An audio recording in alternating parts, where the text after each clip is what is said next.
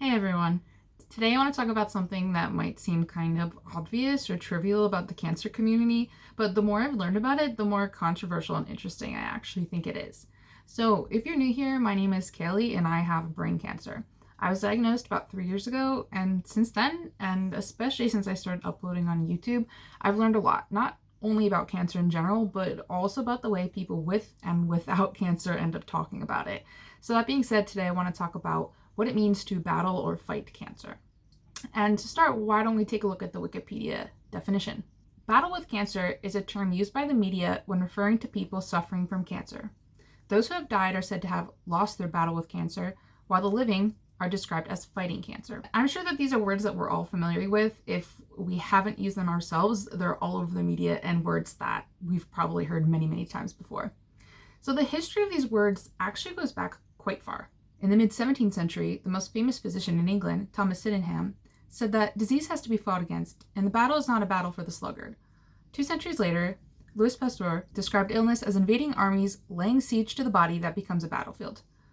The phrase war against cancer was first used in the British Medical Journal in 1904. In 1971, Richard Nixon famously declared a war on cancer. Like many other people, the first time I heard these words, I didn't really think much about it. They kind of made sense to me. Like from the outside looking in, it seems like people are battling cancer. It's a really heavy illness, requires a lot of treatment, and in some ways it seems like they are fighting for their lives. Like that idea may very well have been influenced from the media and movies and the way people with cancer are just portrayed in society in general. But to me, I didn't think twice when I heard these words, and I'm sure many people haven't either. But once I got cancer, I started to feel a little bit conflicted about these words because I don't really know what they mean anymore. Like, what does it mean to fight cancer or to battle cancer? I myself don't necessarily feel like I am fighting anything. In fact, it kind of feels like a very passive thing that's happening to me and that I am just living with and dealing with. I have to deal with the existence of it. I don't feel like it's something I can fight. And I started wondering what it meant. So I decided to Google it and see what other people are saying. And in situations like these, I kind of like to find chat boards because I can get the opinions of many other people at once. And I found a subreddit called r/no stupid questions, where someone who I'm assuming doesn't have cancer posed this question unironically, just wondering what it meant. They asked, "What does it mean to fight cancer? Don't cancer patients just wait and hope that they survive the ordeal?" I thought this was kind of a fair question. I can see how it might come across as crude, but when I read this question, I didn't think anything badly about it, and I kind of understood why this person was asking since I didn't really know the answer myself. And so we got a bunch of different answers from people in the comments. Some were people who said they had cancer and others weren't, but I was able to summarize all of their responses kind of into a list of 8 main definitions of what it means to battle or fight cancer. Number 1, they're going through treatment to try to destroy the cancer with medicine. 2, they're trying to cope with the side effects of treatment. 3, they're trying to keep a positive mindset about having cancer. 4, their immune system is trying to attack the cancer. 5, they are bearing the pain of their condition without complaining about it. 6, they are enduring pain. 7, the phrase just sounds nicer. And 8, they are working to advocate for themselves. And I found that one, the last one, to kind of be the more nuanced of all of them and the most interesting to me because I hadn't really seen it before. A lot of the other meanings, as you can see, kind of sound very familiar and logical. It's really easy to imagine your physical immune system battling physical cancer cells, and for something tangible like chemotherapy to also be battling cancer cells. It's really easy to imagine these things battling and fighting and attacking cancer. So I totally understand where people come up with those definitions. And the last thing I want to mention about these Reddit comments is that there was a large chunk of people writing these definitions who were sourcing a relative or family member or friend who had had and fought cancer. And I thought this was kind of interesting, and the idea of this group of people talking about what this phrase means versus what people with cancer think this phrase means is something I want to touch on later in this video. So after reading these Reddit comments, I got a little bit more curious about what people with cancer think about these words, as I was only able to find a few opinions. And I know that these words can actually be kind of controversial amongst the cancer community. Even the Wikipedia entry mentions, it has been argued that words such as battle and fight are inappropriate, as they suggest that the cancer can be defeated if one fights hard enough. I found a piece in The Guardian titled, "Having Cancer is Not a Fight or a Battle. Why is military language used to describe cancer? These words are meant to help patients but can have the opposite effect." By reading the first sentence of this article, I think we can kind of get a feel for why this writer thinks that this is not good language to use. She lost her brave fight. If anyone mutters those words after my death, wherever I am, I will curse them. So when we use this metaphor, these battle metaphors to talk about cancer, there's always a winner or a loser. And it seems like it can easily be interpreted as you're dooming someone who has cancer to lose when you use this language. As she explains, while I recognize that these violent words may help others on their journey with cancer, as someone who's never going to win her battle with this disease, I find them uncomfortable and frustrating to hear. Now, one thing I've noticed since I made my YouTube channel is that sometimes when I say, oh, it's actually not that helpful when you say this and this about cancer, some people who don't get cancer, who don't have cancer, kind of get a little upset that I'm saying things like this. And I know it can feel uncomfortable to hear me say these because you're just trying to be nice. Everyone's just trying to be nice. And don't worry, we all know everyone is just trying to be kind and to be nice and to be helpful. And we all know that. Even the writer writes, I do understand why this military language has penetrated the media, charities, and everyday life. It is meant to evoke positivity at an unimaginably difficult time in someone's life. But despite people meaning well and trying to be nice, I think if we were to just end the discussion there because the people saying these things are trying to be nice, we would actually be silencing the people that we're trying to uplift and make feel better. This is how she explains her cancer experience. In my world, having cancer is not a fight at all.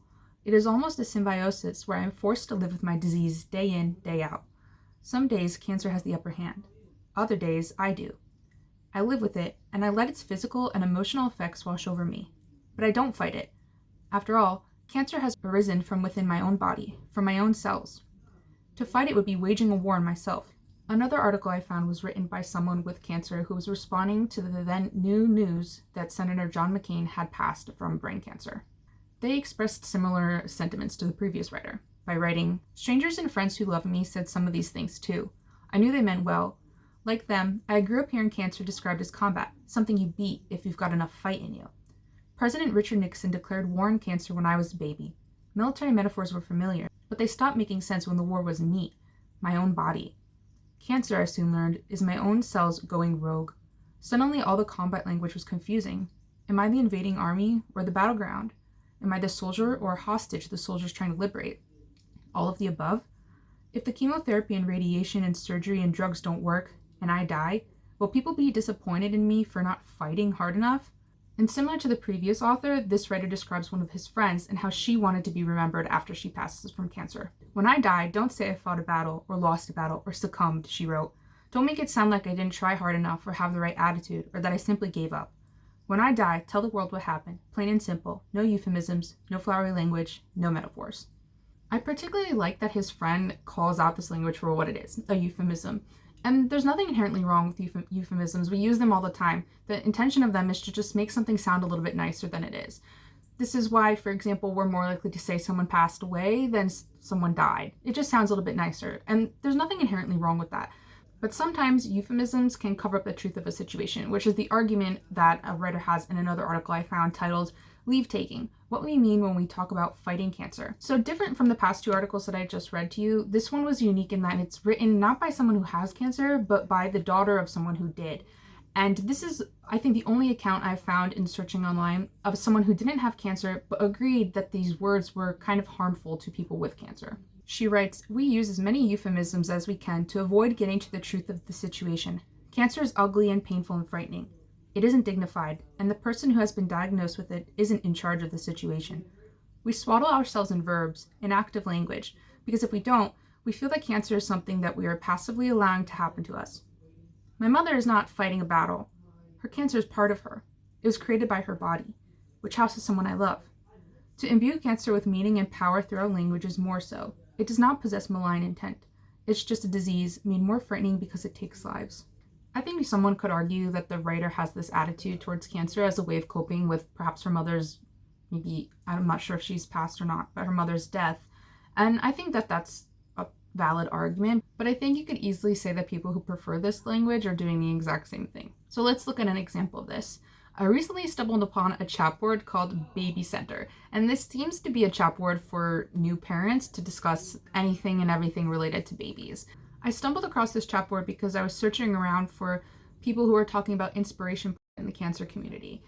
A woman in this community had posted a question about this to the chat boards, but the conversation ended up veering off topic. So the responses regarding the inspiration porn I will address in my next video. But her question was, do you think inspiration porn exists in the cancer community? But she ended up posting within the first page of responses that someone with cancer does not fight the disease, and instead the doctors and the medicine does. She posted this because she was trying to make an argument about why people with cancer might become exhausted with people calling them inspirational, brave, and heroes, etc. I'll be talking about that, like I said, next time, but the rest of the people who responded to this thread could not get over the fact that she said that people with cancer don't fight it. There were 198 comments in response to this post, and I read every single one, and not a single one was supportive or kind to this woman. They went in on her. Many of them were extremely offended that she would say something like this, and in their responses kind of fit into that list that I mentioned before of how people are actually defining what it means to fight cancer. But I want to go through some of these comments with you kind of to just discuss them. I think they're kind of interesting. People with diabetes fight, even with the help of insulin. People with cancer fight like hell, even with the help of chemo. You don't know enough about chemo to be allowed an opinion. Chemo kills you, literally. It's a toxic substance, meaning it's a cell killer. The gamble with chemo is that it kills the cancer before it kills you. That's why other quickly reproducing cells in your body go to shit. Your hair falls out, your skin gets dry and blistered, the entire lining of your GI tract goes to hell, and you're plagued with nausea, diarrhea, and dehydration. Your immune system tanks, and you're as vulnerable to disease as a preemie. The chemo kills you. The cancer kills you. You fight everything with all you've got just to stay alive long enough to give your immune system a shot. Believe me, there's plenty of fighting involved. Yeah, you do fight the disease. What the The mental fight is just as much a part of it as the drugs fighting it. You're kidding, right? The fact that people even have to make the decision between treatment or allowing cancer to take over is courageous. I think this comment is particularly interesting because she says people with cancer have to make a decision between going through treatment and allowing cancer to take over their body.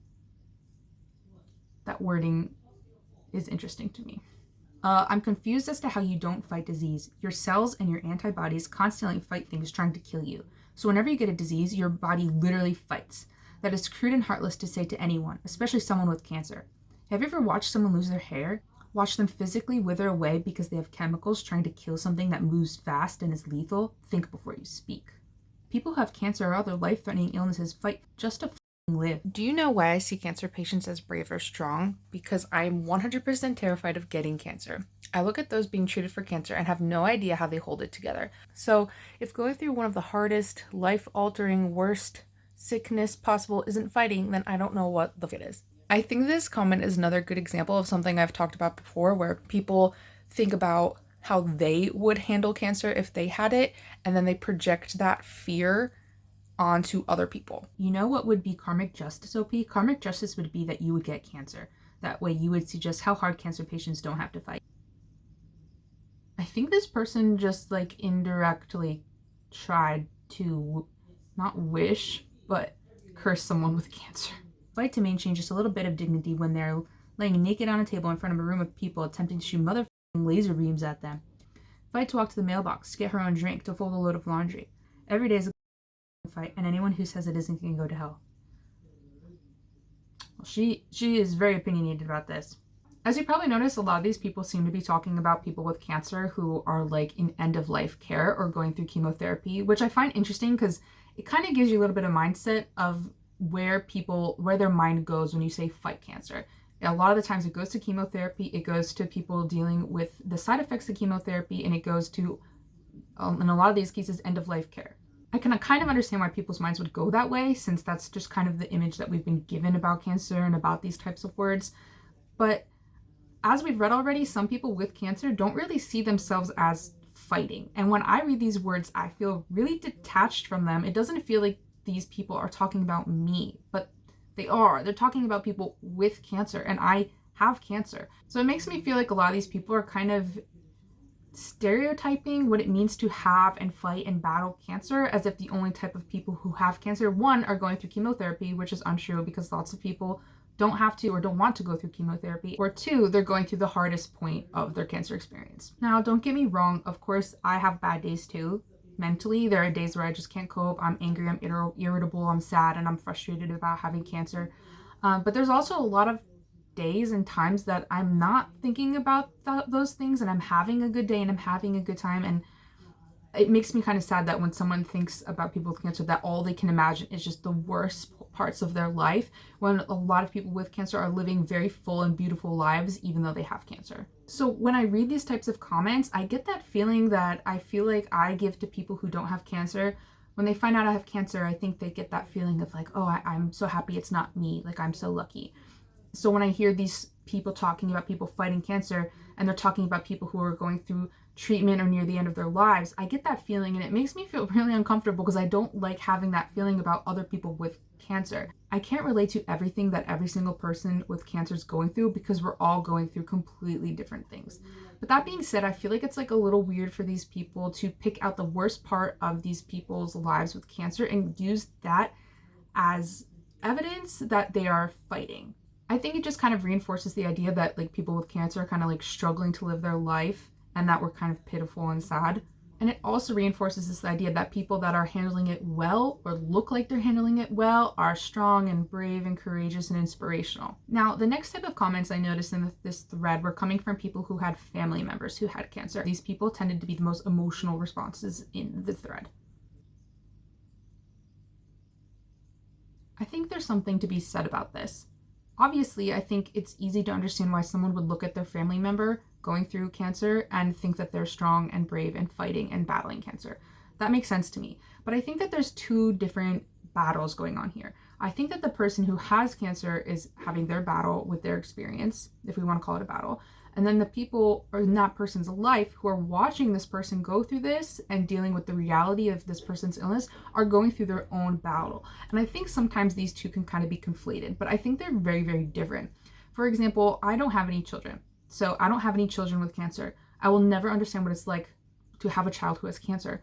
And in reverse, I don't have a child. I don't know what it's like to be a mother who has cancer and has to keep everything together for their kids. I cannot relate to what my mother's going through knowing that I have cancer, and she cannot relate to what I'm going through having cancer. They're just two completely different experiences. There are also a lot of things going through my head that I'm not necessarily just going to go and tell all the people in my life, because I think, as I've said before, a lot of the things that people with cancer are not going to say or are going to say are kind of driven by their desire to keep the people around them calm and happy and unworried about them as much as possible.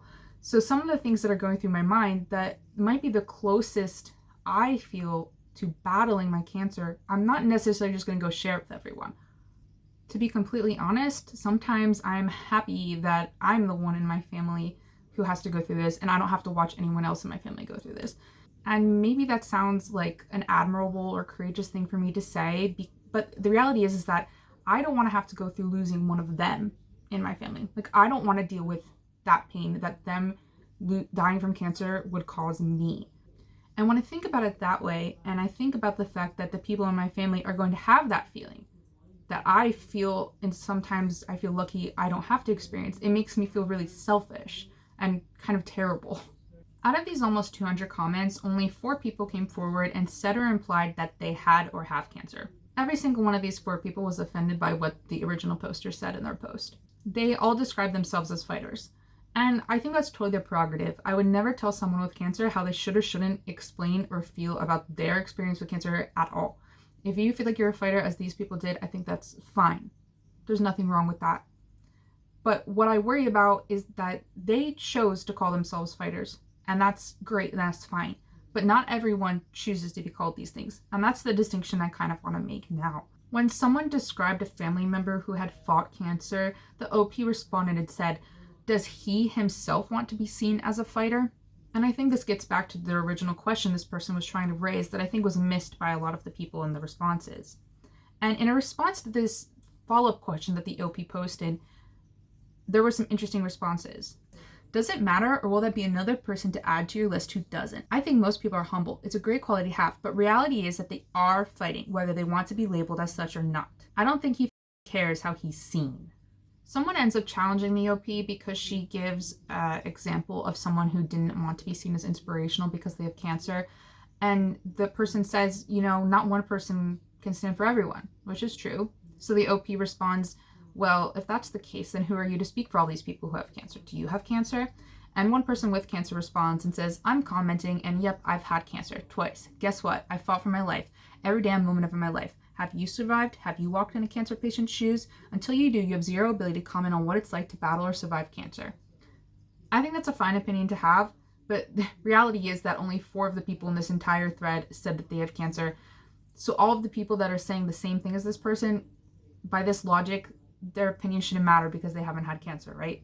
This person says, cancer survivors and patients alike are allowed to have any feelings that they want about their fight. No one is in a position to judge. To imply those people don't fight is bullshit. I think you can see how this is kind of a hypocritical comment because this person is simultaneously saying that a cancer patient can be seen however they want, but they're a fighter no matter what. It doesn't seem like a possibility to these people that someone might not want to be considered a fighter. So my last takeaway from this chapter, I promise we're almost done with babycenter.com, is there were a few comments where people referred to the mental positivity of this language. And that's something that came up before when we talked about the list of possible definitions of what it means to battle cancer. And I want to read those comments now. 1000% wrong. My oncologist told me that attitude and positivity are as important as chemo and radiation. Have you ever heard of the link between mind and body? Like, ever? It's a thing. Also, patients with a positive attitude tend to fare far better than those who don't. That is on the patient.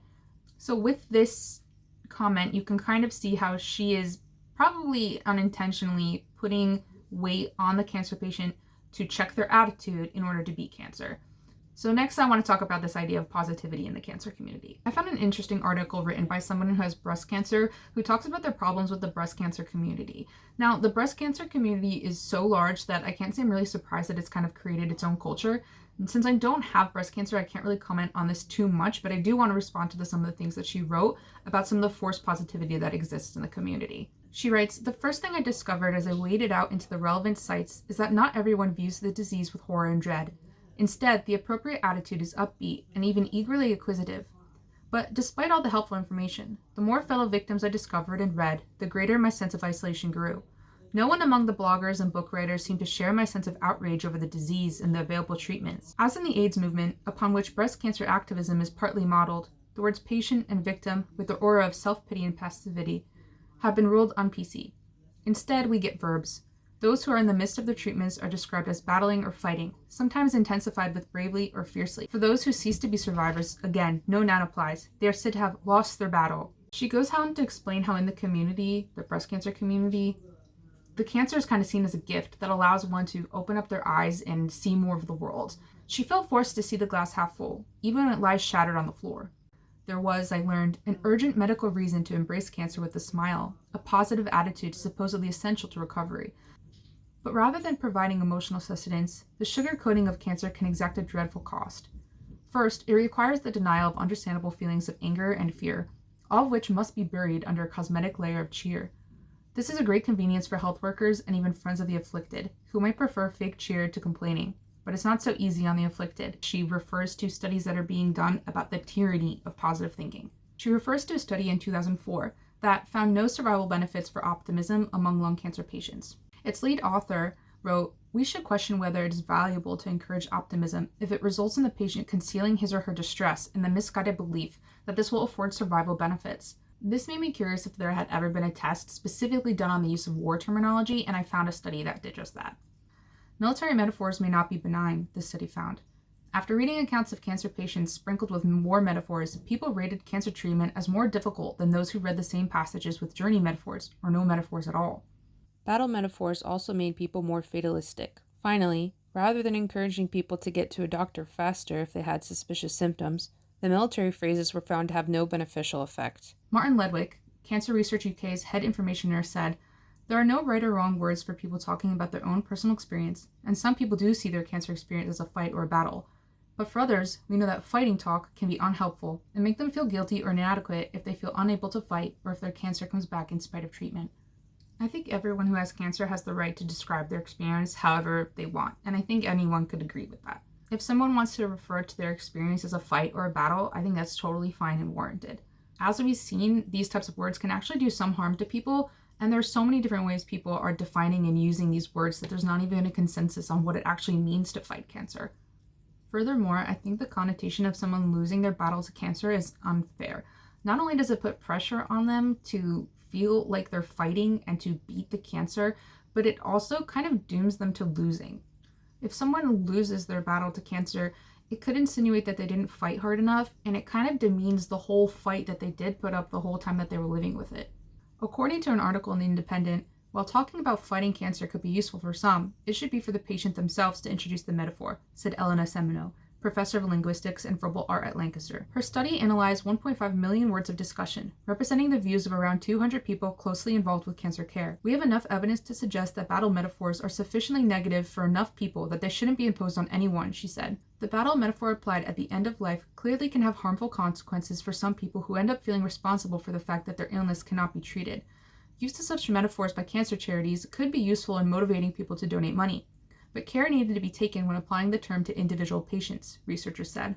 The next part of the article I really resonated with because it kind of applies to my feeling of not feeling like I'm fighting, and I think it also challenges the idea that to be fighting cancer, you need to be either going through chemotherapy or in end-of-life treatment or care.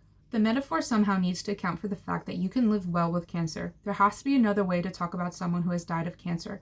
She said that it was important to begin changing the way we talk about the disease, as survival rates continue to improve and more people find themselves living long-term with cancer. Cancer is becoming, in many cases, more like a chronic disease, she said. We all need to talk about cancer as something that we can live with for some time, that we can have a good quality of life in spite of cancer, rather than just as an enemy to defeat.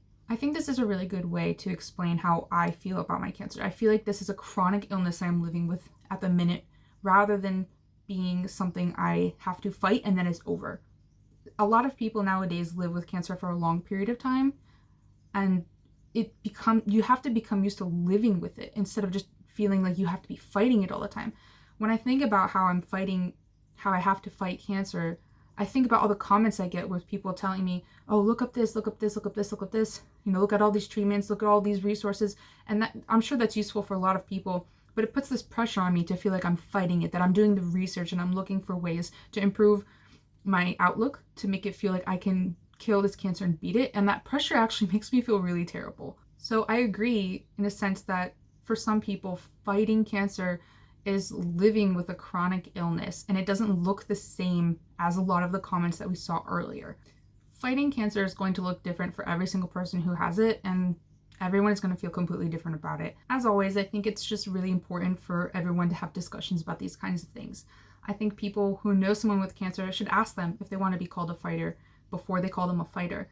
Similarly, people like me with cancer should speak up about how these things make us feel. For me, it's easy to just, brush it under the rug and be like, oh, I'll let them call me this and this because, having the conversation might be harder than me just dealing with it. But if we all just keep doing that, I don't think we can all really grow and learn and experience this, go through this experience the best that we can. I know everyone means well when they say these things, but if everyone truly means well, then I think that having this conversation should be okay to have. And the goal is just for everyone to feel well and to understand each other. So thanks for sticking around to the end of the video. I know this was kind of a long one, but I had a lot of fun putting together all of these articles and finding all of these things to talk about with you. And I hope I did a good job in a way that you were able to follow my train of thought all the way to the end of the video. So if you've made it this far, please give the video a thumbs up, subscribe if you haven't, and I really want to hear what your guys' thoughts on this, especially if you have cancer, but even if you don't, did you learn anything new? Does any of this surprise you? Do you agree or disagree with anything? I really want to have a discussion about this one. So I really look forward to seeing you guys in the comments, and I'll see you in the next video.